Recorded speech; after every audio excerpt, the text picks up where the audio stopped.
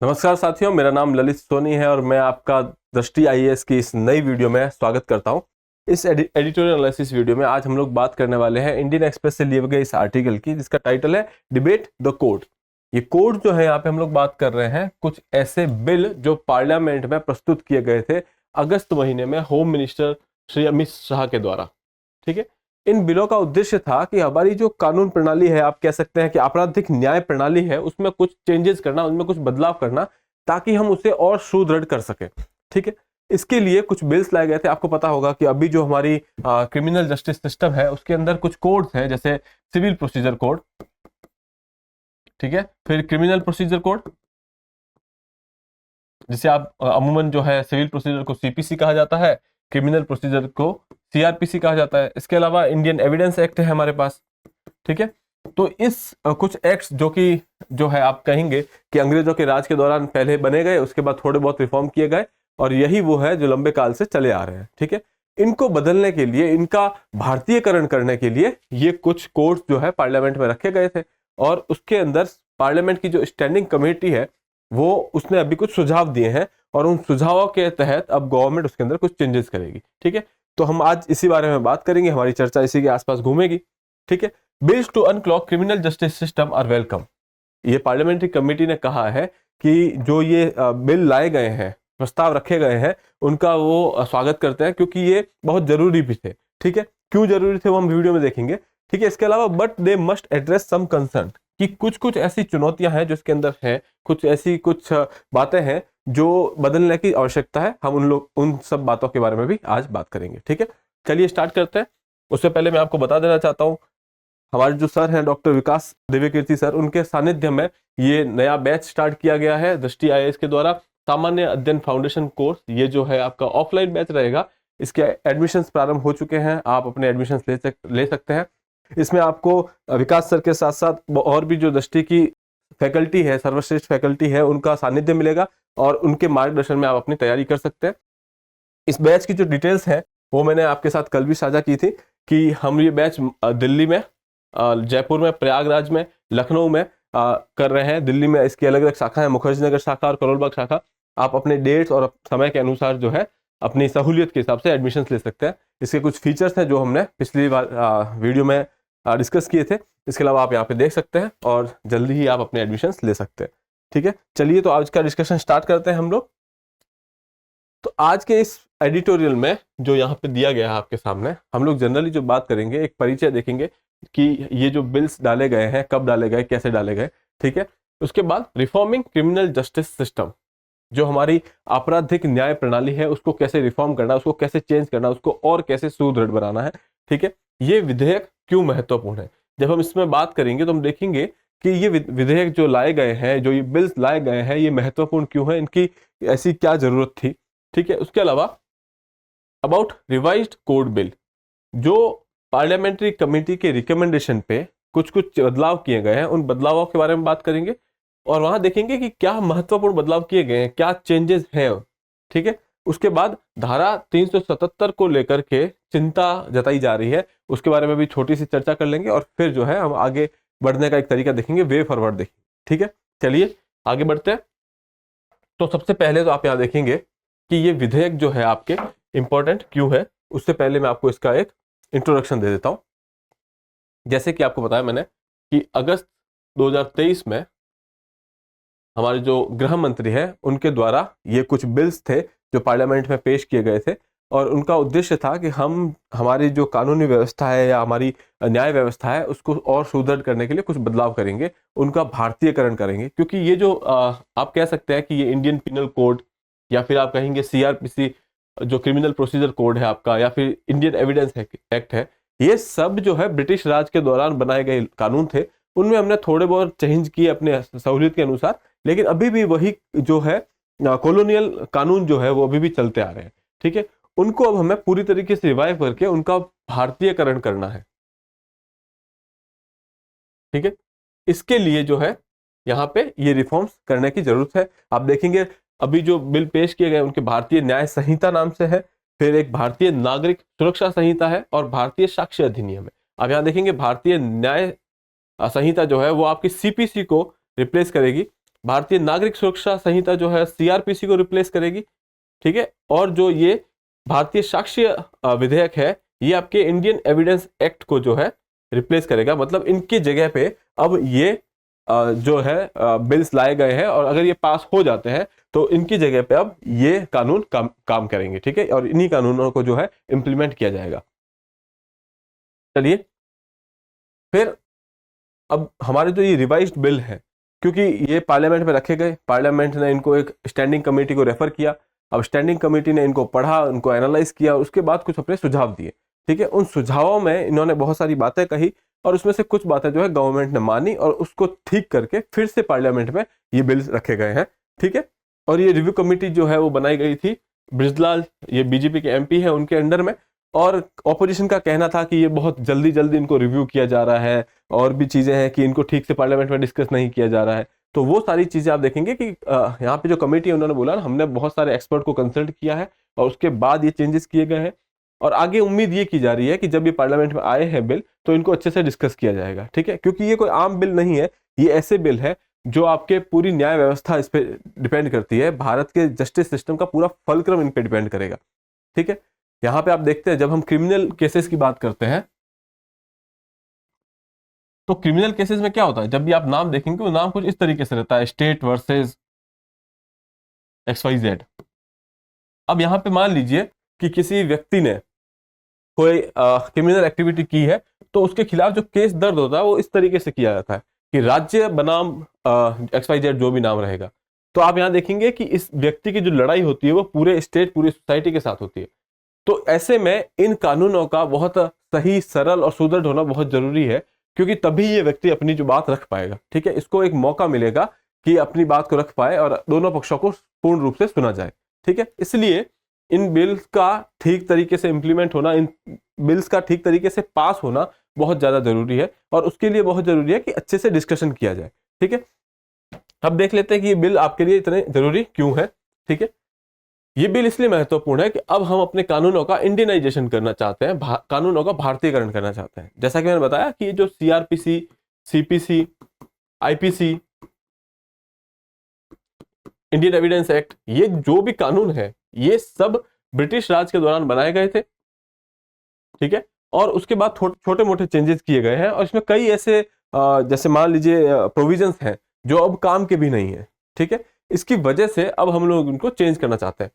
Erasing colonial legacy या फिर औपनिवेशिक विरासतों को मिटाना, जो कि बेसिकली यही बात हम कर रहे हैं कि ये ब्रिटिश का जो लेगेसी है इसको वहां से मिटाना है, जो ये गुलामी की जो हमारी मानसिकता बन गई है उसको हमें वहां से निकालना है, ठीक है। इसके लिए ये एक बहुत इंपॉर्टेंट चीज है कि कानूनों में बदलाव किया जाए, लिटरेचर में बदलाव किया जाए। तो उनमें से एक स्टेप ये है कि हम अपने कानूनों को अब वहां से बदलेंगे और वो ब्रिटिश कानूनों को हटा करके उनका भारतीयकरण करेंगे, इंडियनाइजेशन करेंगे, ठीक है, या आप कह सकते हैं स्वदेशीकरण करेंगे, ठीक है।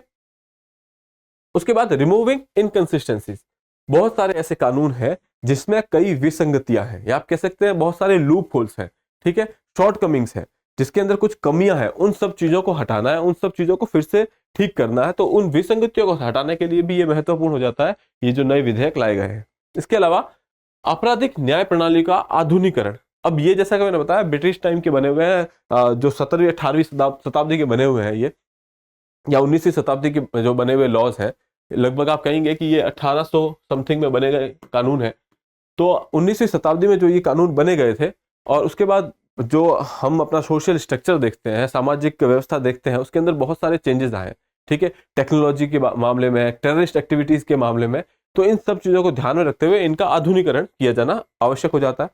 हेल्प रिड्यूस पेंडेंसी, लंबित मामलों को कम करने में इनकी मदद ली जा सकती है, क्योंकि देखिए जब अगर आपका कानून कठिन होगा, ठीक है, तो बहुत सारे मामले होंगे, उसको इंटरप्रिटेट करना पड़ेगा, उसको उसकी व्याख्या करने में आपको बहुत टाइम लग सकता है, ठीक है। इसलिए अगर आप अपने कानून को सिंपल कर देंगे, एक जो सामान्य आदमी है उसके लिए बहुत आसान हो जाएगा। दूसरी चीज, जो ये विसंगतियां हैं उनको अगर आप हटा देंगे तो फिर जज वगैरह के लिए बहुत आसान हो जाएगा फैसला देना। तो इससे क्या होगा, कानून की जो पेंडेंसी है वो काफी हद तक कम हो जाएगी। जब पेंडेंसी कम हो जाएगी तो आप कहेंगे कि हमारी जेल में जो काफी लोग हैं जो अंडर ट्रायल है, जिनके मामले अभी भी लंबित हैं, उन लोगों की संख्या में कमी आएगी तो जेलों की हालत भी सुधर सकती है। तो कुल मिला के जब हम कानून को सिंपल करते हैं, उन कानून की विसंगतियों को हटा देते हैं, तो आप कहेंगे कि पूरा जो आपका सिस्टम है, न्याय व्यवस्था पूरी है, या फिर आप कहेंगे कि जो आपका आपराधिक न्याय प्रणाली है उसके अंदर पूरा चेंजेस आ जाते हैं, वो बहुत ही आसान हो जाती है। ठीक है, तो इसलिए ये विधेयक हमारे लिए बहुत ज्यादा इंपॉर्टेंट हो जाते हैं। ठीक है, फिर इसके अंदर महत्वपूर्ण चेंज कौन कौन से किए गए। ठीक है, तो इसमें हम लोग देख लेते हैं कि महत्वपूर्ण चेंज क्या क्या किए गए हैं। आतंकवाद, भ्रष्टाचार और संगठित अपराध, जो आप कह सकते हैं ऑर्गेनाइज्ड क्राइम होता है।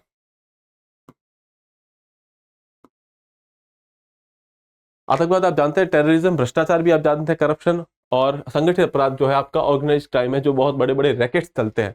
ठीक है, इन सब को पहली बार जो है सामान्य आपराधिक कानून के अंदर रखा गया। इनको पहली बार जो है, पहले जो है इनके लिए स्पेशल एक्ट होते थे। ठीक है, स्पेशल एक्ट होते थे, स्पेशल प्रोसीजर होते थे, अब इनको सामान्य अपराध की कैटेगरी में डाला गया है। ठीक है, इसका मतलब ये नहीं है कि अपराध सामान्य हो जाते हैं, इनका मतलब ये है कि इनके लिए अलग से कुछ ज्यादा प्रावधान करने की जरूरत नहीं है। इनको सीआरपीसी के अंदर, जैसे अभी जो सीआरपीसी है उसमें ये सब नहीं है, लेकिन जो अभी नई जो भारत की जो न्याय संहिता आएगी उसके अंदर जो है हम लोग इन्हें डाल सकते हैं, और फिर इनके लिए प्रोसीजर भी वहां पे ही डाल सकते हैं, इनके लिए अलग से लॉ की जरूरत नहीं होगी। ठीक है, जो भी प्रोसीजर में जो भी चेंज होगा वो वही कर दिया जाएगा, अलग से लॉ बनाने की जरूरत नहीं होगी, इसलिए आपको लगेगा कि सारी चीजें एक ही किताब के अंदर फिट हो जाएगी। ठीक है, फिर पुलिस हिरासत की समय सीमा को जो है यहाँ पे बढ़ा दिया गया है, 15 से 90 दिन तक कर दिया गया है। अब यहाँ पे जो बात आ जाती है, यहाँ पे कुछ कंसर्न भी आ जाते हैं, कुछ चिंताएं भी आ जाती है कि पुलिस हिरासत में किसी को रखना जो है वो थोड़ा डिफिकल्ट बात इसलिए हो जाती है क्योंकि आपको पता है कि हमारी जो व्यवस्था कुछ इस तरीके की बन गई है कि यहाँ पे कई बार ऐसा होता है, कुछ एट्रोसिटीज भी हो जाती है, ह्यूमन राइट्स को लेकर के भी कुछ मामले हो जाते हैं, इसलिए इसको लेकर के चिंता जताई जा रही है। लेकिन अगर प्रॉपर सेफगार्ड लगाए जाए, प्रॉपर गाइडलाइंस लगाई जाए, तो ये चिंताएं भी दूर की जा सकती है। ठीक है, फिर आ जाता है सरकार ने राजद्रोह, समलैंगिकता के अपराधीकरण धारा 377 और व्यभिचार को रद्द करने का दावा किया है। सरकार ने यहाँ पे राजद्रोह बोले, यहाँ पे आप कहेंगे सेडिशन। फिर जो हमने डीक्रिमिनलाइजेशन किया था होमोसेक्सुअलिटी का, उसके बारे में आर्टिकल 377 आज का जो सीआरपीसी का आर्टिकल है अभी का, और व्यभिचार मतलब एडल्ट्री, इनको जो है बोला गया है कि इनको हटा दिया गया है। ठीक है, इनको रद्द कर दिया गया, पूरी तरीके से हटा दिया गया। कई लोगों का ये मानना है, कई बारीकी से अगर देखेंगे तो उनका कहना है कि राजद्रोह को जो है हटाया नहीं गया है, उसका जो है नाम बदल करके जो है चेंज कर दिया गया है, जिसे वर्तमान में सुप्रीम कोर्ट ने के आदेश के द्वारा निष्क्रिय कर दिया गया था, उसका केवल नाम बदल करके राजद्रोह से देशद्रोह कर दिया गया है। ठीक है, क्योंकि यहाँ पे कहा गया है कि कुछ अगर देश के खिलाफ कुछ ऐसी चीजें होती है, ठीक है, तो उसको देशद्रोह की कैटेगरी में रखा जाएगा। ये कुछ जो है विश्लेषक है जो ऐसी बात करते हैं कि इसमें खाली नाम का परिवर्तन किया गया है, बट ऐसा नहीं है, कहीं ना कहीं थोड़ा नेचर में भी परिवर्तन किया जाएगा। बाकी तो आप इंप्लीमेंटेशन के बाद देखेंगे कि क्या चेंज किया गया। ठीक है, फिलहाल लेकिन सरकार का कहना है कि उन्होंने राजद्रोह को हटा दिया है। समलैंगिकता को लेकर के जो आपका 377 था, होमोसेक्सुअलिटी को लेकर 377 था, उसको पूरी तरीके से हटा दिया गया। अब यहाँ पे जब इस आर्टिकल को 377 को आपने पूरी तरीके से हटा दिया है सेक्शन को, तो भी यहाँ कुछ कंसर्न हो जाते हैं, उसको हम लोग आगे देखेंगे। ठीक है, इसके अलावा और भी कुछ चेंजेस किए गए हैं कि हथकड़ी के उपयोग में जो है परिवर्तन कर दिया गया है। यहाँ पे जो आपके मामले होते थे, बहुत सारे हीनियस क्राइम होते हैं, रेप हुआ, मर्डर हुआ, इन सब मामलों में हथकड़ी लगाई जाती है। ठीक है, यहाँ पे पैनल का कहना था कि जो इकोनॉमिक आर्थिक मामले होते हैं, उन आर्थिक मामलों में हथकड़ी नहीं लगानी चाहिए। तो सरकार ने इस सुझाव को माना है, और ये जो आर्थिक अपराधों को जो है छोड़कर, आर्थिक अपराधों को छोड़कर बाकी के जो मामले हैं, जो बलात्कार, हत्या जैसे जघन्य अपराध है, जिसको हम लोग बोलते हैं कि ये जो है हीनियस क्राइम है, इन हीनियस क्राइम्स के अंदर हथकड़ी का उपयोग किया जा सकता है। इसके अलावा राज्य के विरुद्ध जो भी अपराध होते हैं, okay, crime against the state, तो ऐसे चीजों के लिए आप अपने विवेक के अनुसार जो है हथकड़ी का उपयोग कर सकते हैं। तो ये जो है आप कहेंगे कि जो अरेस्ट करने के लिए ऑफिसर जाता है, उसके विवेक पे जो है ये डाल दिया गया है। अगर उसको लगता है कि यहाँ अरेस्ट करना जरूरी है, तो वो अरेस्ट करके हथकड़ी पहना सकता है, और अगर उसको लगता है कि नहीं, बिना हथकड़ी के काम चल सकता है, तो वो भी किया जा सकता है। ठीक है, अदालत में पेश किए जाने वाले व्यक्तियों के लिए हथकड़ी इस्तेमाल जो है वो भी किसी हद तक अलाउ कर दिया गया। अगर आपको यहाँ लगता है कि हथकड़ी की जरूरत है, तो वहां पे हथकड़ी पहनाई जाएगी। ठीक है, हथकड़ी को लेकर के इतना इशू क्यों है, यहाँ पे बात आ जाती है डिग्निटी की। जो आपका राइट टू लाइफ है, वो right to life with dignity है। ठीक है, तो इसलिए जो है ये थोड़ा इंपॉर्टेंट हो जाता है। इसके अलावा जब हम बात करते हैं तो एक और चेंज किया गया, वो है कि दया याचिकाएं जो होती है आपकी, मर्सी पिटिशन होती है जो, इन मर्सी पिटिशन के अंदर जो है इसने कहा है कि पहले क्या होता था, जब भी पिटिशन आप फाइल करते थे तो उसके बाद जैसे मान लीजिए किसी को फांसी की सजा मिल गई, अब वो जो है दया याचिका फाइल करने जा रहा है तो वो उसके घर वाले कर सकते थे, उसके मित्र कर सकते थे, या वो खुद कर सकता था, या उसका लॉयर कर सकता था। तो ऐसे में उनको 30 दिन के अंदर अंदर गवर्नर के सामने याचिका दायर करनी होती थी, और 30 दिन में अगर गवर्नर रिजेक्ट कर देता है तो अगले 60 दिन के अंदर प्रेसिडेंट के लिए याचिका दायर करनी होती थी। अब जब भी ये याचिकाएं दायर होती थी तो ये याचिकाएं पहले जो है स्टेट के डिपार्टमेंट जो होते हैं, होम डिपार्टमेंट होते हैं, वहां जाते थे, या तो स्टेट में जाएगी या सेंटर में जो होम डिपार्टमेंट है वहां पे जाएगी, मतलब कुल मिला के गवर्नमेंट के पास पहले जाता था। तो इस पैनल ने सुझाव दिया है कि आप गवर्नमेंट के पास पहले ना भेजें, इसके लिए एक अलग से जो है बोर्ड बना लें, ठीक है। तो जो आपके गवर्नमेंट है उन्होंने इस नए विधेयक में जो है ये किया है कि आपको अब ये याचिकाओं के समीक्षा के लिए जो भेजे जाते हैं या अनुमति के लिए जो भेजे जाते हैं उनकी आवश्यकता नहीं है, ठीक है। तो ये यहाँ पे एक और चेंज किया गया है कि अब इसको गवर्नमेंट के पास भेजने की जरूरत नहीं होगी, ठीक है। तीसरी चीज जो इन्होंने यहाँ पे बदलाव की है वो है सामुदायिक सेवा। सामुदायिक सेवा जो है ऐसा कॉन्सेप्ट हमारे पास पहले नहीं था, ये जिसको हम लोग इंग्लिश में जो है जनरली कम्युनिटी सर्विस बोलते हैं। ये कॉन्सेप्ट जो है वेस्टर्न कॉन्सेप्ट है। जनरली पहले क्या होता था, किसी को सजा के तौर पे, आप यूएस वगैरह में देखेंगे वहां पे सजा के तौर पे 3 महीने का किसी कम्युनिटी सेंटर पे काम करने के लिए भेज दिया जाता है, सोशल सर्विस करवाई जाती है बेसिकली, ठीक है। कुछ ऐसा काम करवाया जाएगा जिससे सोसाइटी का भला हो, समाज का भला हो, ठीक है। तो जैसे कोई छोटा मोटा क्राइम है, किसी ने जो है ट्रैफिक लाइन क्रॉस कर दी है, ऐसे क्राइम के लिए ये कम्युनिटी सर्विस रखा गया था। पहले हमारे कानून में ऐसा कुछ नहीं था, इस बार ऐसा रखा गया है। और अभी बदलाव ये किया गया है कि इसकी जो डेफिनेशन पहले जो आपके बीएनएसएस जो था उसके अंदर सामुदायिक सेवा की परिभाषा नहीं लिखी गई थी, लेकिन जो अभी इन्होंने सुझाव के बाद चेंजेस किए हैं उसके अंदर इन्होंने इसकी परिभाषा भी साथ में अंकित की है। वहां पे लिखा गया है कि सामुदायिक सेवा को बिना किसी पारिश्रमिक के समुदाय को लाभ पहुंचाने वाला न्यायालय द्वारा आदेशित कार्य, मतलब ऐसा कार्य जो न्यायालय आदेश करेगा और इसमें आपको किसी तरीके का कोई पैसा नहीं मिलेगा, रेम्यूनरेशन नहीं मिलेगा, पारिश्रमिक नहीं मिलेगा, और वो आपको सिर्फ आपकी सजा के तौर पे वो काम करना होगा जिससे कि समाज का भी भला हो, ठीक है। तो ये कम्युनिटी सर्विस का एक नया आइडिया जो है इसके अंदर डाला गया है। इसके अलावा कुछ और अपराध है जिनको रखा गया है इस कैटेगरी में कि उनके लिए भी जो है कम्युनिटी सर्विस प्रोवाइड की जाएगी, ठीक है। तो ये चौथा चेंज था।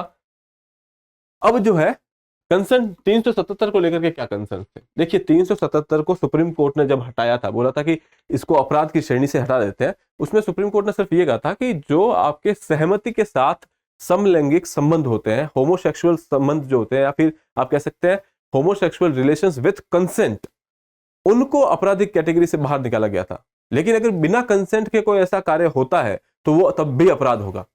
लेकिन इन बिल के अंदर क्या किया गया है, 377 को पूरी तरीके से हटा दिया गया है। तो यहां पे थोड़ा सा इशू ये आ जाता है कि पहले जब भी कोई ऐसा रेप बलात्कार का क्राइम होता था जो कि समलैंगिक व्यक्ति के बीच में होता था, क्योंकि जो आपके सीआरपीसी के अंदर रेप के बलात्कार के जो कानून है वो जेंडर बायस्ड है, ठीक है, वो लिंग के आधार पर भेदभाव करते हैं, ठीक है। वहां पे जो है पुरुष का रेप नहीं हो सकता, ठीक है, ऐसे कानून जो है सीआरपीसी में है। तो वहीं पे ये कानून ऐसा था जो इस चीज के लिए यूज किया जा सकता था कि अगर कोई समलैंगिक संबंध हो या फिर कोई भी ऐसा संबंध हो जहां पे सीआरपीसी में नहीं मेंशन किया गया और यहां पे बिना सहमति के कोई ऐसा कृत्य होता है तो उसको यहां पे सजा दी जा सकती थी, ठीक है। लेकिन इसको पूरी तरीके से हटा देने पे वो जो एक प्रावधान था वो हट चुका है, ठीक है। आप यहाँ पे देखेंगे कोर्ट ने 2018 में इस प्रावधान को असंवैधानिक करार दिया था, लेकिन वो केवल इस हद तक था कि सहमति से समलैंगिक संबंधों को अपराध की श्रेणी से बाहर कर दिया जाता है, ठीक है।